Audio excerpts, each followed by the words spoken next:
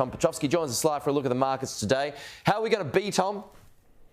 Pete, we're going to kick off in fairly flat terms this morning. In terms of what we saw in the Northern Hemisphere, it was a bit of a mixed bag, but it must be said the US economic news of the day came as a relief because we had the August inflation report released there.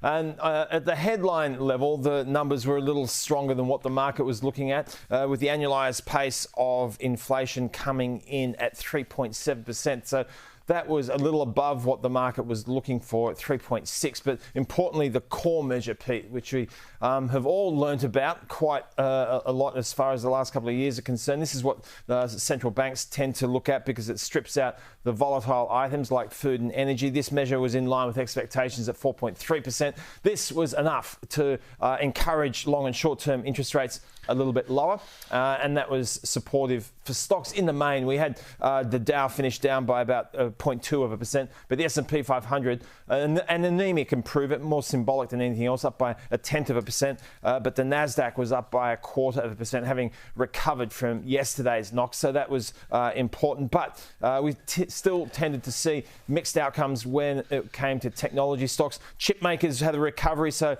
Advanced Micro Devices up by more than 2%, Nvidia up by 1.5%. Apple shares continued to lose ground. So having lost about 1.7% yesterday, they were down by another 1.2% last night. The product launch not going over the way they had hoped, and there were more discussions around the initiatives or the efforts of the Chinese in relation to the conversation about Apple last night. There were suggestions that Apple has some security failings. That was a bit of a headline that may have played into the performance of Apple shares.